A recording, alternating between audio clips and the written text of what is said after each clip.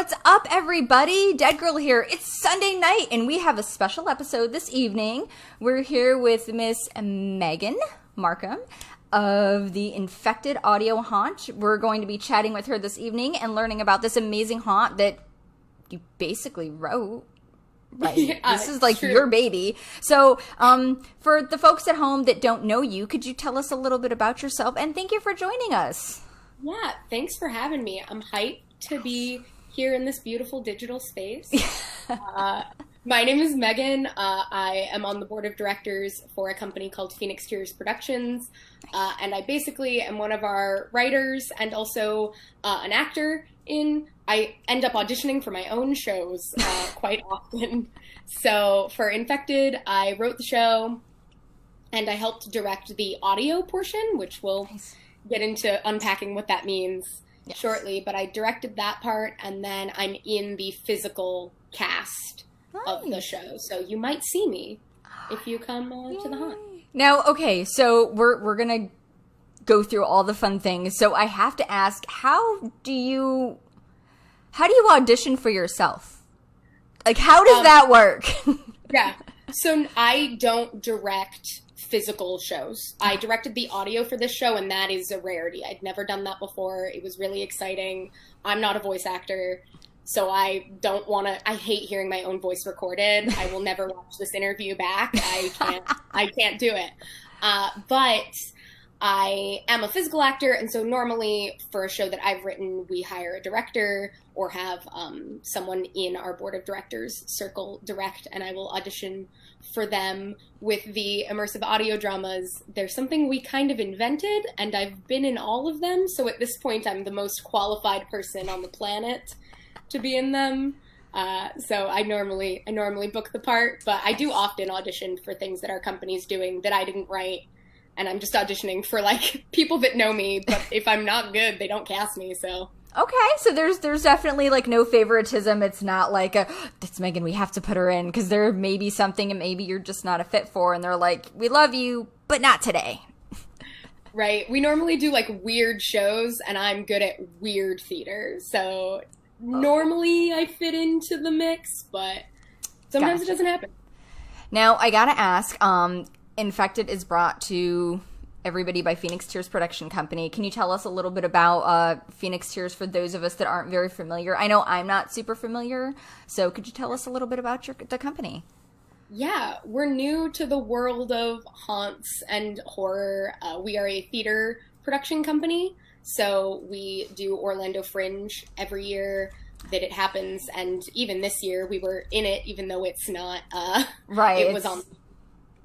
Yeah, and we do primarily theater. We've been around this is our 6th year of being a company that does shows under that title. And I've been doing shows with the same group of friends basically for the last 10 years.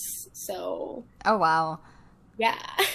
We're a close-knit group of nerds, and our whole board of directors is female identifying. So very girl power over at Phoenix Tears, and we, like I said, do a lot of weird theater. So murder mysteries, interactive shows, immersive shows. We just finished an all Zoom-based immersive theater show with unique interaction and 5 different endings, depending on how the audience interacted. So that's what we normally do. That's gotta be challenging, too, especially to do it over, I mean, nowadays everything is done virtually on Zoom, so that's got to be really challenging to do something, that normally you would do face to face. Yeah, it was awesome. I was in the cast. I didn't write it, but we did like a devised improv sort of thing. Got pretty good reviews. We're doing a expanded universe version of the show in December. The show was called Recovery, so if anyone saw it, I was in the same spot for that show. I streamed the whole show from this location, but with less pumpkins. That's awesome. And I want to hear more about the other stuff that you guys have coming up also. But I wanted to focus on Infected in particular because it's spooky, it's creepy, it plays on some of those weird fears, it plays a lot on the senses. So for folks who are new to this type of thing, what would you describe an immersive audio drama? You know, how would you describe that to someone who maybe it sounded intriguing, they bought a ticket, you know, what have they gotten themselves into?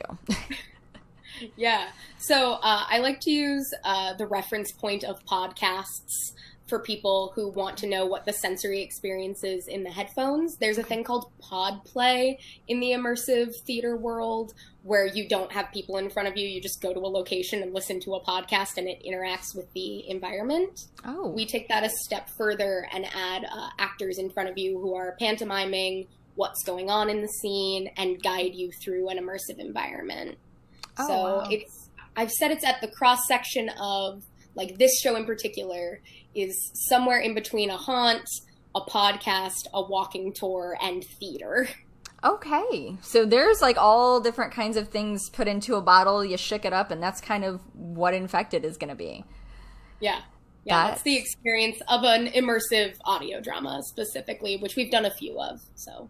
Okay. Now this is I'll be honest, I've never heard of an immersive audio drama. So this was all new territory for me, and it sounded very unique and very different. And anything that is outside of the norm always excites me because it's a new experience, and I love, you know, trying new things. So this sounds like something that's going to be, you know, up my alley as far as new stuff coming. And you wrote it, you did, you know, all the things. What inspired you to sit down to actually write, you know, a haunt-ish type of audio drama? How did that even come to be? Yeah. So my fiance is our sound designer, and she has crafted all of our shows that are like this. And really, when I'm sitting down to write or to concept some of these immersive audio dramas, I'm thinking about what playground I can give her to let what she does really shine. Okay. So we had done a show called The War, which was a war zone, but with electronic sort of weaponry. So the sounds were all like lightning and electricity. And when we were talking about doing a new show, I was like, hey, the soundscape for horror is so intricate and so cool. And I want you to be able to do this if this is something you're excited about. She was really disappointed with A Quiet Place's sound design. She called it uninspired. And I was like, listen, let's inspire you and do something like this. And we concepted 3 different horror shows, not May 2020, but May 2019. Okay. And this was one of the 3 that we came up with. It was the one we greenlit in December.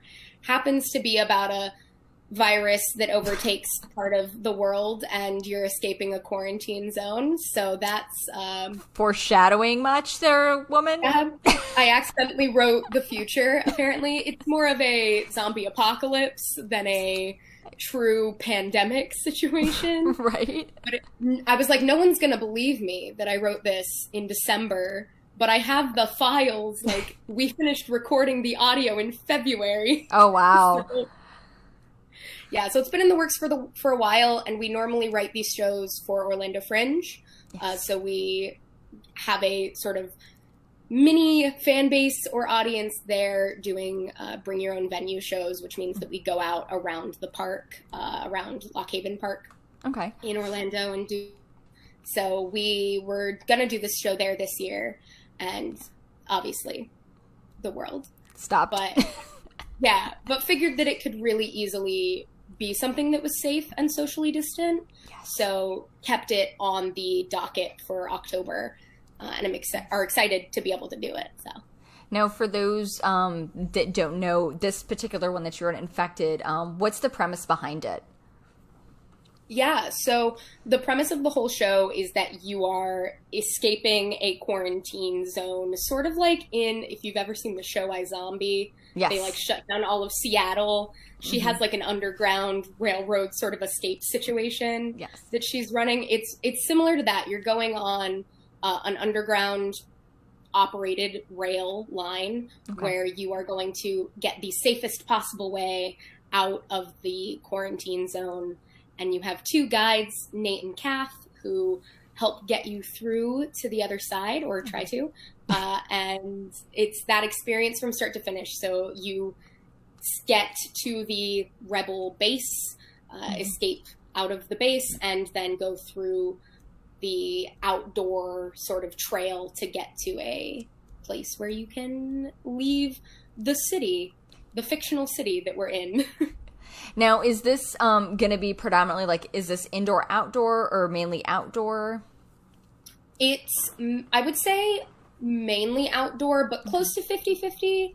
There's what I call the pre-show room, where a mini experience and safety video happen, and some of the out-of-universe stuff gets handled in the building. It's at Dragonfly Studios in Akoi, which is a small theater company there.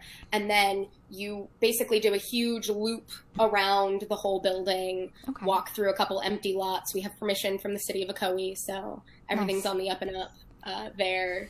It's a lot of outdoor stuff, but a decent amount of indoor as well. So okay. Now, is this something where is it accessible as far as any type of wheelchairs are concerned? So the way we have it set up right now is that we have a 7 p.m. and a 7:30 p.m. show where it will be light out still, and therefore be a lot less scary, but more accessible. So if someone is in a wheelchair, but is in like a wheelchair that can go off-roading a little bit, and they are pretty confident, we do go through grass and we go through gravel. So it's not as accessible as I would like it to be, and I would like to do this. At Orlando Fringe, we had an ADA accessible cast that did a different path than the other people. But so you can definitely experience some of it with mobility issues, but with a wheelchair in particular, if you're bad with grass and gravel, it's unfortunately a no-go. But we tried, and everyone also gets flashlights that are out of universe. So if you are worried about the terrain or you can't see in front of you, you can shine a flashlight. No one's going to yell at you. Gotcha.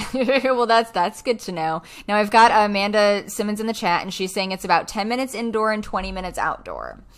That is my fiance, who designed the sound for the show, so she would know.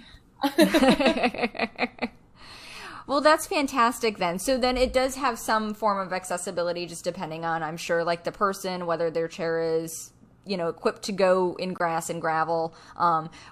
Would you be okay with someone, let's say, that had a push their chair, that had someone that was willing to push them through? Would that be okay for them to join them in the experience if they didn't want to do the audio portion, just to kind of help guide them?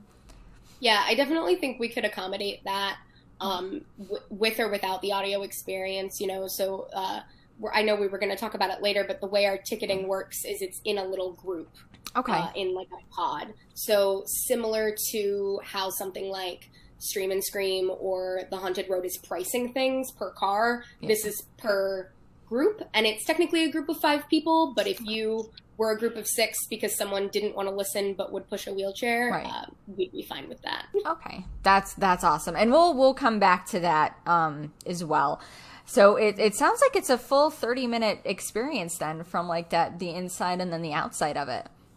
Yeah, at least I think that we haven't fully clocked the run. That is my mission on Tuesday. But I believe that it'll end up being 35 minutes because we have a safety video and some waivers that people have to sign before things get up and moving. But 30 minutes of in-universe scariness. You got to get the legal stuff out of the way, of course. Yeah. Now, you were kind enough to shoot us over some photos. And while I'm going to pull these up, I did want to talk about the headsets. So and just to show these, it's an immersive experience. As you guys can see from the photos, everybody has headsets on. Now, is this something that you guys provide, or could I bring like my headsets from home and plug in? Yeah, so this is a picture of a pre-corona world where people are near each other. And we provide the headphones. So these are actually, we've gotten an upgrade since this show, and our headphones are silent disco technology. So if you absolutely had to bring your own headphones, I would recommend shooting us an email at info@phoenixtearsproductions.com, and we could talk about accommodating those. Okay. But it is mixed specifically to be a soundscape within these silent disco headphones. and the headphones are fully sanitized and let to rest between patrons. So we have enough sets that if we sell out, some headsets will be reused, but they'll be left to sit for at least an hour after being sanitized and disinfected by a gloved person whose entire job is cleaning them. Okay. And that's the same thing with the flashlights we provide. You're going to give those back, and we're going to bathe them in disinfectant and hand sanitizer and fire, whatever you need to do. We'll burn it real quick, and it's fine. Don't worry, it's okay. Yeah, if someone was like, I absolutely would love to come, and the only way I can do it is if I bring my own headphones, we would be able to talk about that, but it's really designed for those silent disco headphones, and they're not just all chucked in a bin or anything. Like, they're expensive things that we own, so we're taking good care of them and sanitizing the heck out of it. So that's awesome. You can feel safe, hopefully. No, that's awesome, and I appreciate you answering that, because I had a couple of people hit me up and they were like, how can I bring my own? How are they doing? And I'm like, we'll find all that stuff out for you guys, because I'm not sure. Because I'll be honest, when I was telling my husband about it, and he was like, that sounds really cool, but with the way the world is right now, like, I'm not okay putting on headphones that, I don't know who else has used them and touched them, and I don't know to what extent, sanitization's being done. And I was like, you know what? I agree with that. I appreciate that opinion, but let's find that out. So it's good to know that you guys are, wiping them down between groups, and that you're letting them sit for, an hour or so beforehand anybody else, gets to stick them on their noggin. So I appreciate that. Yeah, absolutely. We are trying, safety is like above scariness, above the integrity of the show. Like, if it couldn't be safe, I wasn't gonna let anyone do it. I don't even go out to get my own groceries. Like, I get my groceries delivered because I'm so anxious about the pandemic. This is gonna be the biggest thing that most of the people who are part of our production team have done outside of work. We love that people are putting on haunts, and we want people to go see them, but we aren't going to things that aren't completely contactless. Right. And this is as contactless as we can get. The headphones are really, really well cleaned. If you're worried about it, we can also put fresh, pads on them. We can let you sanitize them additionally, if someone's feeling really, really anxious about it. Because, I'm not going to lie, I'm in your boat. I'm the same way. We've done all of our shopping online. We got a BJ's membership before the whole pandemic thing started. So we order through BJ's, and we shop, twice every 2 to 3 weeks. So, and it's been the same thing, because I'm not comfortable with that just yet. I'll get there, but it's a time thing. So I'm totally understand where you're coming from with that. So thank you for answering that. Now, in that same respect, I know some of it's inside outside. Are you requiring people to wear masks the entire time? Yep. Okay. So our whole cast, staff, and audiences are required to wear a mask and to pass a temperature check before you get there. So we have the little temp gun that hits your forehead and tells you whether you're safe to go. And if anyone in your group fails that temperature check, you won't be allowed to go through. So I recommend getting your whole group to check their temperature at home and double check that no one sick is coming with you. Okay. And then, as long as you clear a temperature check and are wearing a mask, you're good to go. You'll be there the whole time. You'll be required to wear that covering the entire time. And that's the case even with our makeup people and our actors. You're wearing a mask and getting the makeup put on you while you're wearing a mask. Okay. No, that's awesome. Thank you. Now, I know you were saying the sound of it is all through those headsets, and it's got that 360 sound to it, which I think is going to be phenomenal. And then you've got your actors coming into play. How do your actors play in this? Do they serve kind of like a guide as far as to where you're actually walking from, that journey that you're taking outside the building? Yeah, our show has a really, really strong narrative. I like to say, as the person who wrote it, it's got a really strong narrative. It has 2 characters talking to you, and we don't have to worry about that corona aspect of, oh, well, the person's yelling to talk to me and the water droplets, they don't need to talk because it's all in the headphones. Perfect. But you have the people who are talking to you in front of you guiding you through and acting out like it was a video game, and they're like acting out the cutscenes sort of thing. It's been compared to that a few times, this medium, so doing that. And then they will be 6 feet ahead of you, showing you where to go and guiding you through the experience. For the most part. Your indoor part is unguided. Okay. And it's a little spooky about it. That's awesome. I'm very excited. Now it's got a good runtime. I think that's awesome. And you guys are going from, I want to say, what is it, October 3rd through the 31st, if I'm not mistaken? Right. Got your dates up here for you. So you guys are running Friday, Saturday, and Sunday shows. Yes. We can only accommodate about 10 groups a night, so that's why we made the choice to do all 3 weekend days most of the weekends. And our times are between 7 and 11:30, but you have to book a time slot specifically. Okay. So you can't just like show up and be like, I'm here, here's some money, let's go. Well, I was going to ask you about that, too, because I know most attractions this year, and even like some pumpkin patches and corn mazes, along with some of the local haunts, are requiring you to buy tickets in advance and to select a time slot. So it sounds like, as we're talking, that yes, you do have to purchase them in advance. You do have to pick your time slot. How long before someone's time slot should they show up? So, like, for example, let's say my time slot's like 9:30. Is there a chance that you're going to be running like behind and maybe push my time slot back? Or is it kind of like, because you have a set number of headphones, you've kind of taken that into effect when people do, buy that ticket?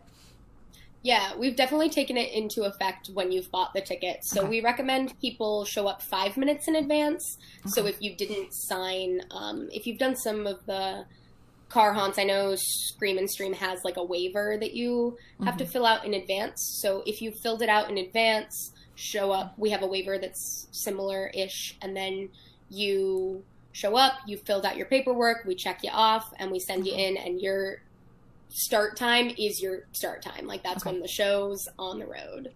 So there's no waiting in line or other people having the same time slot as you. It's one group per time, and that's your time, and you show up then. Now, if you show up more than 10 minutes ahead, we'll ask you to wait in your car. Okay. Now, what happens if somebody's running late? So let's say like traffic sucks because, let's face it, it's the weekend and everybody's out and on the go. So if traffic's horrible and I'm going to be running late, or if there's an accident or something, is there like a contact number or anything that someone can call you and say, hey, look, I have this booked, I'm on my way, there's an accident, I'm stuck? How does that work if somebody's having those issues?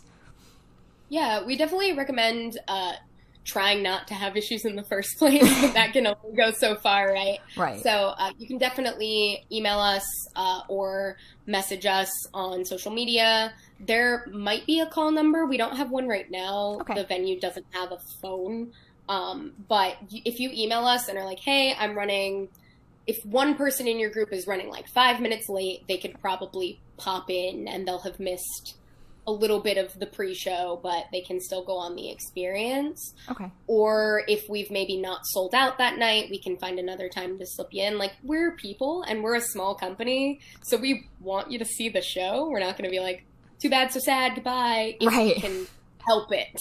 But if people are running late or don't show up, don't call, don't let us know, then nothing we can do about it. We'll just have a 30-minute break for all the actors, and that's okay too. I get right. Yeah. That's okay too. That's fine. Yeah, have a quick water break.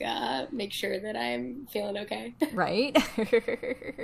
Now, when you do get your tickets, when you go to get them online, are they a group ticket? So, like, do you pay one price for X amount of people, and then everybody goes? So you could kind of split that up, essentially. Yeah, that's exactly right. So the tickets are valid for 5 people. Nice. Or less. So if you show up by yourself, that's fine. It was just more expensive. Right. So it's right now $60 for 5 people. So ends up being like 11 and some change a human. October 1st, that price does go up. So if you're interested, you should buy your ticket now before all the tickets go up. They'll go up to $75, and then it's like, I think, 12 30 a person. I'm not good at math. I did the math at one point. That's okay. I don't math either, so I calculator math. I cheat. I'm one of those. But no, that makes sense. So if you're planning to check out Infected and curious about it, and you're going to buy your tickets, try to get friends to come with you, or family, or people that you've been quarantining with. And, as Megan was saying, you can get up to 5 people in, which makes that price point cheaper. So I know initially, I'll admit, I looked at it and I was like, for me to go on my own, it's I'm not gonna lie, I was kind of like, ooh, at the price. But then I actually read it and I was like, oh, that's for 5 people. Yeah. So I could bring, my husband and his brother and a couple of friends, and we split it, and it's much cheaper. Yeah, in a non-COVID universe, it wouldn't be priced like that. It would be by person, and we'd stick you with strangers, and it would be, 10 or 15 bucks a person. Right. But it's just not feasible. And so when we're thinking about safety, you will be within 6 feet of the other people you bring with you to the haunt, but you will not see another patron. The other group goes into the room before you've returned, and ideally you will only see staff and not even, there's no line because you literally won't see a person. Ideally.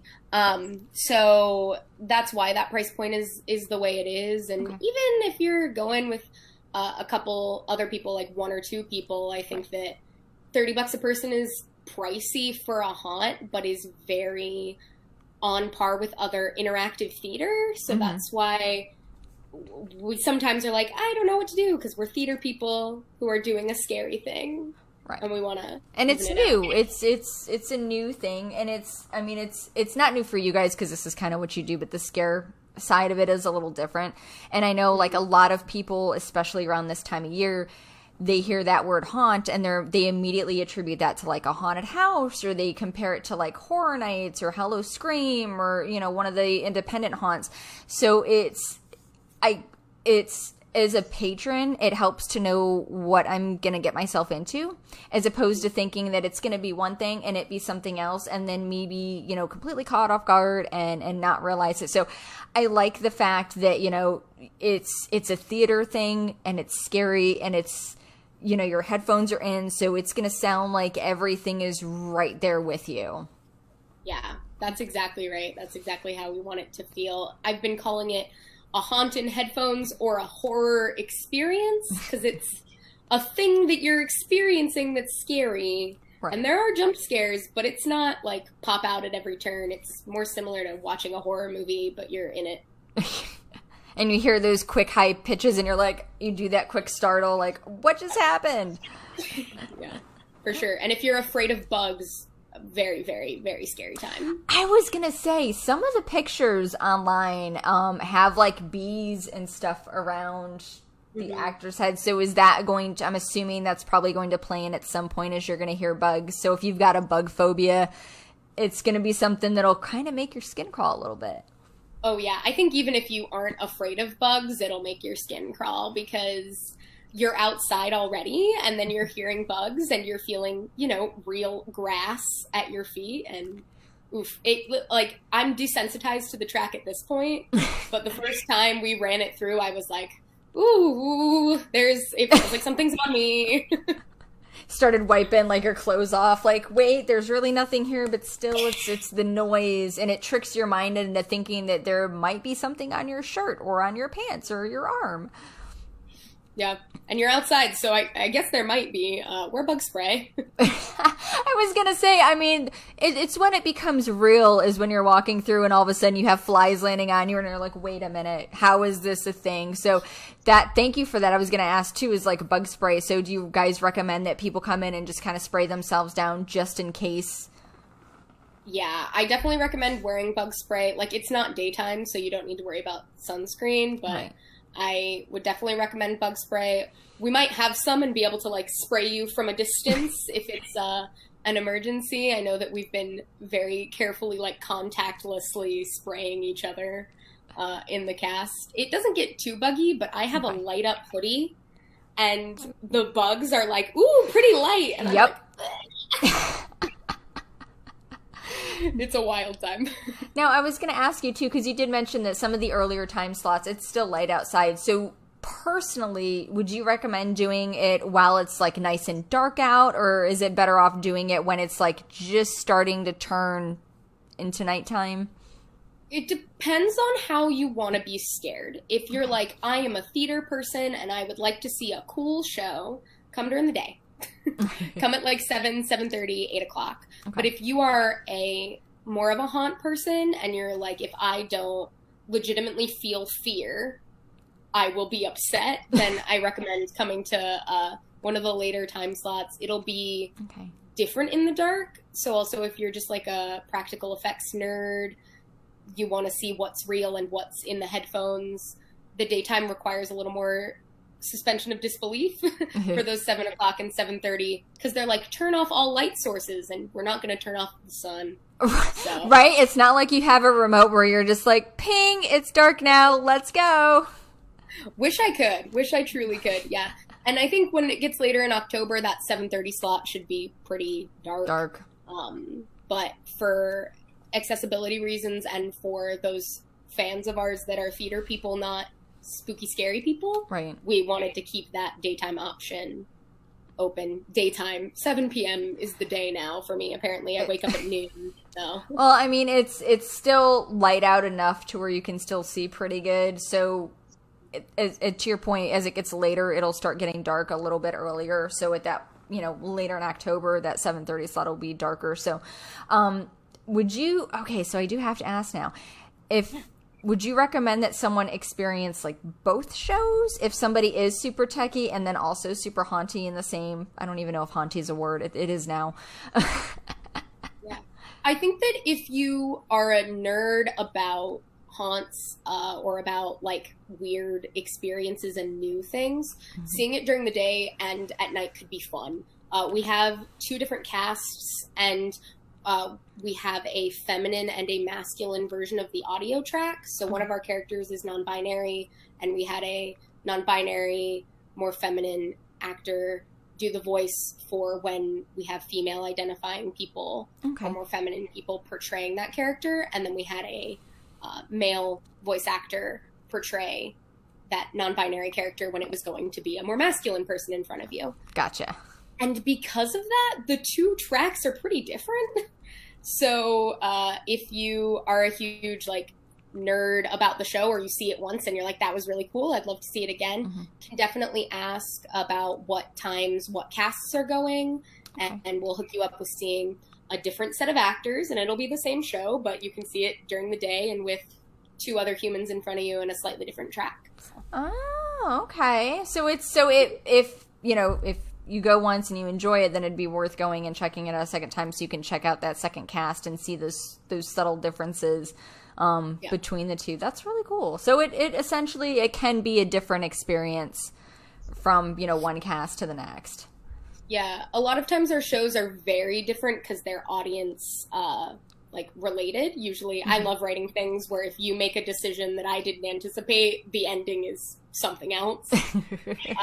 That's not possible during this show, but I do think I like things to have replay value because I'm a big nerd and I'll watch things or do things again and again if I love them a lot. So if you want to be like, were there really bugs on her, or was that just in my head? You could go see it during the daytime and find out. That's awesome. Now, if somebody's interested in purchasing tickets, where would they go to get that information for you guys?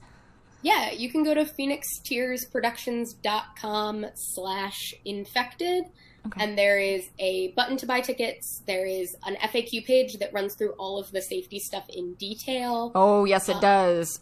It's very, and I appreciate that as a patron, is seeing all the detail that you guys put into safety. So if you guys have questions that maybe we didn't cover today, go to phoenixtiersproductions.com/infected and look at the FAQs, because there's a lot of great information in there, especially with the safety concerns. So thank you guys so much for doing that.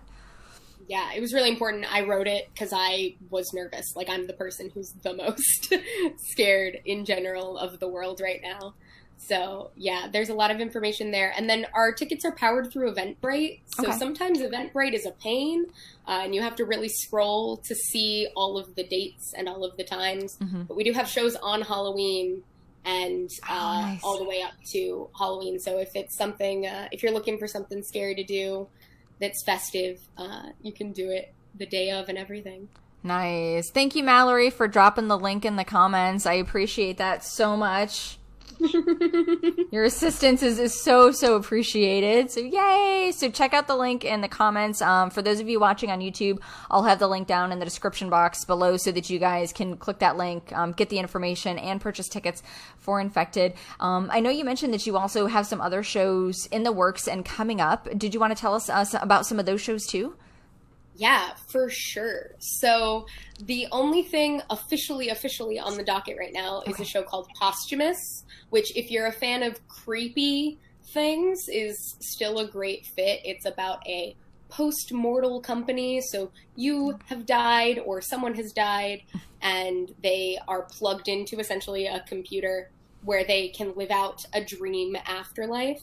Ooh. And it's the concept that our show Recovery, that was in August and sold out all of its shows, was. But it's an interactive Zoom show where the audience directly gets on a video call with the actors, talks to them, makes decisions, and completely affects the story. So we're really excited about that. Now, for something like that, how much goes into anticipating what the audience is going to do? Because that's got to have a ridiculous amount of options and writing and, I would assume, replay value.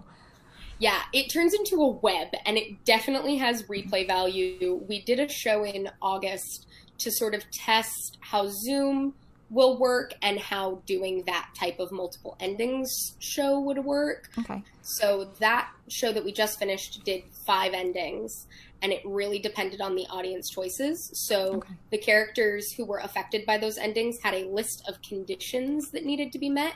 And if you met the conditions because you gave them the information, they did one thing. If you didn't give them the information, they did another thing. If you gave them a third piece of information, they had essentially a trump card that was like, okay, if they say this, the ending is this, no matter what. Oh, wow. That's got to be interesting, and that definitely has a lot of thought that goes into that, because that's not easy. Yeah, our writer for that show is Mallory Vance, who was hanging out in the comments. Mallory concepted the show with me and then concepts it again with the actors, so it's really important for the actors to understand their characters and what decisions make what ending. So we work with them and do sort of a devised theater technique in writing the show so that the choices make sense and therefore are easy to remember for actors specifically, because it does get to be a tangled web. I was going to say, I'm sure it's got to be really tough from most standpoints to try to keep track of, what we did here versus what's happening now versus there's that trump card coming into play where they say, this, and now this is what the ending is going to be. Yeah, you have to design really specific, key points where the story breaks. So it's like, okay, they did this, we're going to follow this path now, and it looks like sort of a choose your own adventure book, or those maps that were in Tiger Beat and Cosmopolitan magazine where it's like, would you date him, yes or no? Yes. And then there's this whole map, and then there's this whole map. Yes. No. Yeah, it looks like that. That is exactly what the script for those shows ends up looking like. Wow. From the actor's perspective. And then Zoom gives us an incredible opportunity to not have to pay for a venue in the same way. Yes. And also have a green room, breakout room where we can all go and talk about what the audience did and what they said and communicate that. Where do we go from here? And you can get a lot of people in on that too, because Zoom can hold literally hundreds of people. So theoretically, you could have a very large audience for that type of show. Yeah, depending on the type of show we're doing, we keep that in mind. But for our show in December, we're thinking we'll have between 20 and 30 audience members because it's an interactive show, right? And if you're in a group of 100 people, then how do you say what you... Yeah, you know, we want you to be able to affect the story and to fully feel involved. So for Recovery, we had 20 people in an audience at a time, and you kind of have to interact when the audience is that small. So it's not something you can really just go and watch, although some people do. And that's fun for them. It would not be fun for me. I like to get in there and be like, okay, what's going on? What's your motivation? What can we do? So yeah, the capacity for a lot of our shows is really, really small, just because we want to be able to give everyone the best experience possible. Same thing for Infected. Those 5 people in their time slot where they're not going to see anybody else, and then 10 time slots a night. So we really can't see that many people. Right. So you're never going to be in a situation where you're not seeing the whole show or you're getting a subpar experience, because we're doing it for the 5 of you. And that's it. Yeah. That's really cool. I applaud you guys for it's so creative that you're doing it that way, and then it's just very creative that you guys are still going through, you know, and able to do shows like that via Zoom. So now I know the Infected is being done through Eventbrite as far as ticket goes. How are you guys handling the December show? Have you figured that out yet? We don't have tickets live yet, but we most of the time use Ticket Leap. So any ticketing information will be able to be found either on our website or on social media at Phoenix Tears PR. On Facebook, Twitter, Instagram, we're those things. We have a couple of extra accounts for Infected because the haunt community is different, and not all of our Phoenix Tears patrons want to see faces covered in bugs all the time. So we separated some of that out a little bit. But if you follow us over on any of our social medias, you'll be able to see when those tickets go live. That's awesome. And the tickets are cheaper than something like Infected, usually. Just because of the nature of the event and the way we can run it. Yeah, and you also don't have all the extra things like the headphones and the cleaning products that you have to purchase, and then, you know, the staff that you have to have there, and you have to have that set person to clean certain things. So it gives you a little bit more freedom and leeway as far as that goes. So I think, you know, that's definitely appreciated by the audience. Yeah, it's something we think about a lot, like literally all the time, is how can we make this affordable and accessible, but also how can we do it safely with the way the world is? So we really are trying our best. We want everyone who wants to come see the show to be able to. We don't like the exclusivity of something being, you know, luxury or expensive. Yeah. But you got to do what you got to do. For people who are thinking about making a haunt, especially in a pandemic, it's expensive and it's hard. But you have to you've got to get them creative boots on, and you guys have done that. And I think that having that theater aspect of it, and that, I mean, that's the easiest way to describe it for me, is that theater aspect of it being more of a show, as, you know, well as the audio experience, and not necessarily like, you know, entrails hanging out every 2 feet, or, you know, having somebody hit something to make a loud noise. Is, you know, it's a very different and a very unique show, and I appreciate that, and I think a lot of people are going to appreciate that too. And I just wanted to bring up the dates one more time for everybody. So your opening night is going to be Saturday? Yep. Nice. We're very excited.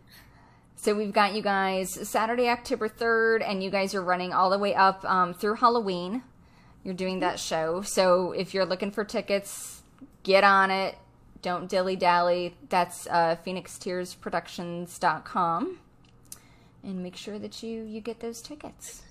I'm so glad you just said dilly-dally. People have been making fun of me for saying dilly-dally because I wrote Infected and I wrote dilly-dally into the script.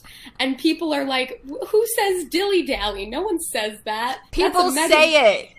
People say dilly-dally. People still say...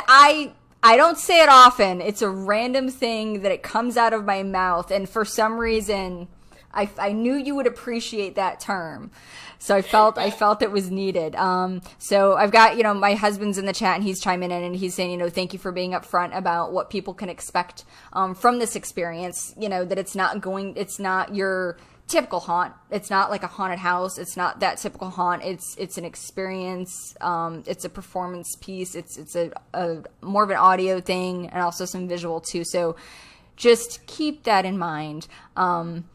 When you go and just enjoy it and have fun, because that's what it's all about. Yeah, if you're coming in looking for something you've never done before, then you'll be satisfied. If you're like, this is going to be weird and new, then you've got the right mindset. Be up for anything. That's awesome. I got a couple people chiming in the chat how you told me to say dilly-dallied.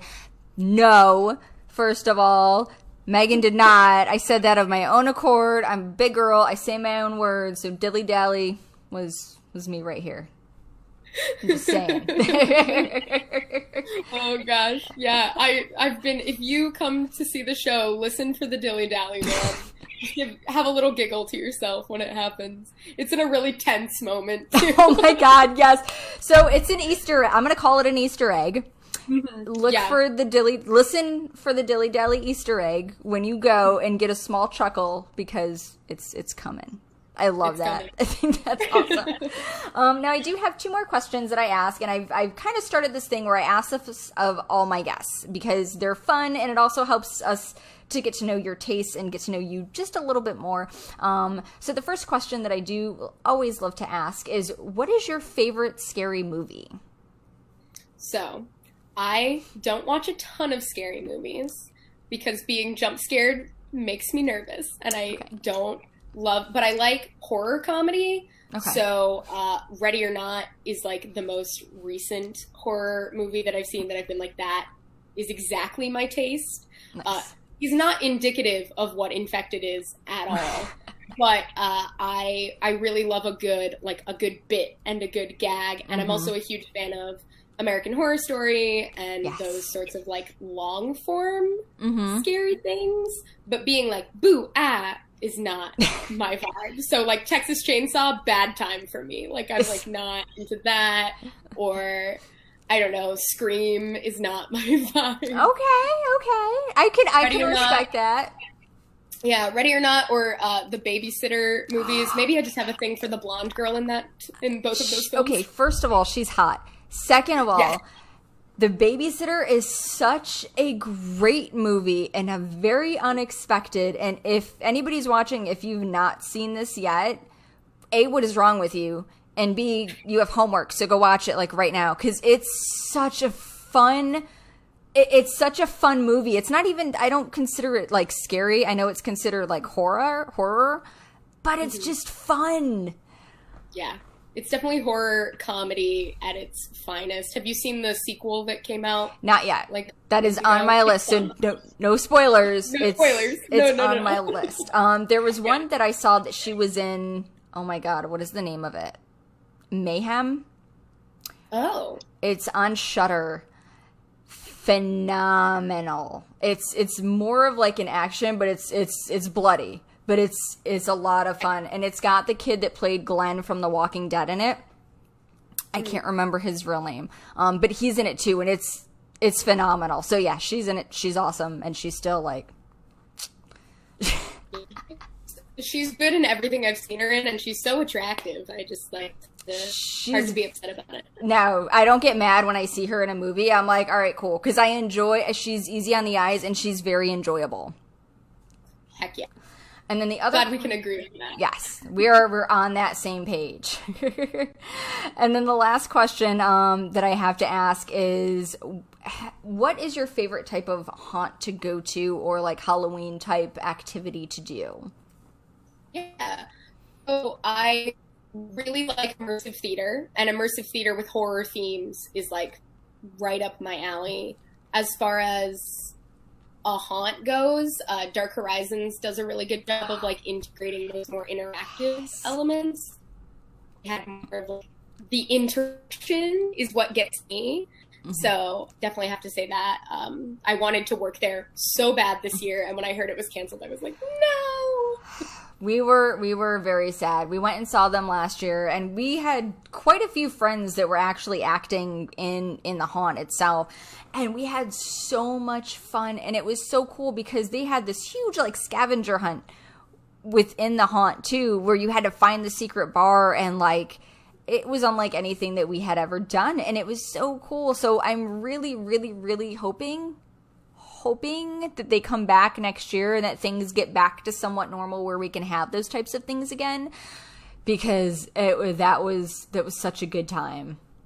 Yeah, finding the coin and getting yourself into the pirate bar, just like everything I want. Yes. Everything. We were actually, before they announced that they were done and before this whole craziness happened, I was like, all right, next year we're getting a hotel room. We're going to have some drinks, because like their drinks were like, no, they were strong and they were good. So I was like, all right, because I was the DD last time and my husband, had some drinks, and I was like, this isn't fair. I want to have some liquid courage too. So I'm like, we'll get a hotel, we'll stay there, we'll have a great time, and then things happen. So hopefully next year they do the comeback. Yeah, they really were strong. My roommates were plastered, like ridiculously so. So it was really funny. The night they went, they were making so much noise in our house. Oh, I bet. It was cool. So I'm hoping that they come back, because they were good times. So yes, I definitely agree with you. That was a lot of fun. Yeah. So thank you so much for joining us this evening. I appreciate you chatting with us, Megan, and kind of enlightening us to what people can expect from coming to check out Infected. Thank you so much. And if people, again, are looking to find you guys, what's the best way to find you, and what social platforms can they look for you on? Yeah, so you can find us at Infected Orlando on Instagram, and then Phoenix Cheers PR everywhere else. Phoenix Cheers PR or Infected Orlando also works on Facebook. So. Okay. Awesome. So I hope we're easy to find. I try to make us real easy to find. I'm very loud. You guys are very easy to find. And if you're not following them on social media, definitely follow them on Instagram and Twitter and Facebook. They're very responsive. So if you guys have a question or anything or what have you, definitely hit them up. Your social interaction's great. You guys are on there all the time, which is awesome. So again, thank you so much for chatting with us this evening. I appreciate you. Thank you. Thanks for having me. So happy to be here. Yes. I'll have you again when you guys, before you do your December show, we'll have to have you come on so we can talk more about that too. Heck yes. I would love that. It's so fun. Yes. Thank you, Mallory, for dropping the link for Phoenix Tears down in the chat. You're on it. Thank you so much. She's doing good. All right, well, hang on one second. Don't leave me just yet. I'm going to go ahead and end this up real quick, but I wanted to go over some things with everybody. So thank you again. Yeah, of course.